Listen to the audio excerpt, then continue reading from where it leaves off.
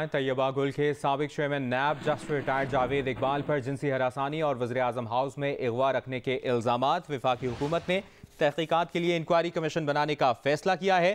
مریم اورنگزیب نے کہا کہ طیبہ گل کے معاملے پر آزاد اور شفاف انکوائری کمیشن بنایا جائے گا۔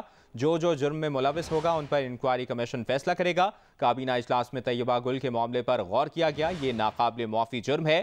طیبہ گل کو 18 دن اغوا کر کے پی ایم ہاؤس میں رکھا گیا، یہ کہا مریم اورنگزیب نے، اور یہ بھی کہا کہ پی ایم پورٹل پر خاتون نے شکایت درج کرائی تھی۔ چیئرمین نیب کو بلیک میل کرنے کے لیے وزیراعظم ہاؤس استعمال کیا گیا۔ طیبہ گل کے شواہد حاصل کر کے چیئرمین نیب کو بلیک میل کیا گیا۔ وزیراعظم ہاؤس نے نیب کے ادارے کو مخالفین کے خلاف استعمال کیا۔ مریم اورنگزیب نے یہ بھی کہا کہ لاپتہ افراد کمیشن سے بھی جاوید اقبال کے خلاف شکایات آئیں، ان شکایات کو بھی انکوائری کمیشن کے سامنے پیش کیا جائے گا۔ کابینہ میں سپریم کورٹ کے فیصلے پر اہم قرارداد پاس کی گئی۔ سپریم کورٹ کے فیصلے پر کابینہ کی خصوصی کمیٹی تشکیل دی گئی ہے۔ کابینہ کی خصوصی کمیٹی اگلے اجلاس میں اپنی سفارشات پیش کرے گی۔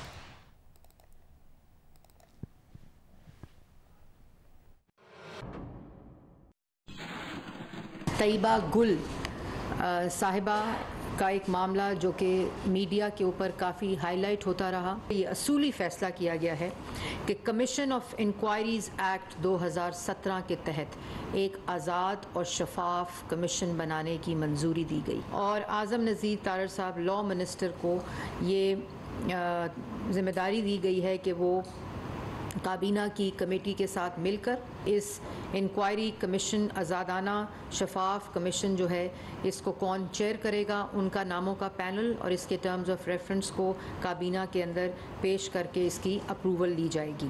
اور اس کے ساتھ ساتھ ایک اور چیز بھی کہ یہ جو انکوائری کمیشن ہے، جو کہ کمیشن آف انکوائریز ایکٹ 2017 کے تحت بنا ہے اور اس کی منظوری دی گئی ہے، یہ ٹائم باؤنڈ ہوگا۔ کابینہ میں قرارداد منظوری کی گئی جس میں تحریک عدم اعتماد سے متعلق از خود نوٹس کیس میں سپریم کورٹ کے تفصیلی فیصلے کا خیر مقدم کیا گیا، جبکہ اس فیصلے میں اٹھائے گئے نکات پر عمل درآمد، آرٹیکل 6 کی کارروائی سمیت مستقبل کے تمام قانونی اقدامات کے بارے میں تجاویز کی تیاری کے لیے کابینہ کی خصوصی کمیٹی تشکیل دے دی گئی ہے۔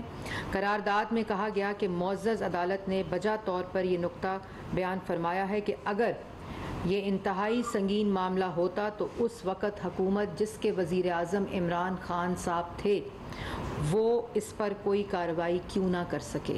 عدالت عظمیٰ کا تفصیلی فیصلہ اس ضمن میں سنگ میل ہے، لہٰذا متفقہ طور پر کابینہ کی خصوصی کمیٹی تشکیل دی جاتی ہے جو عدالت کے تفصیلی فیصلے کی روشنی میں اقدامات تجویز کرے گی۔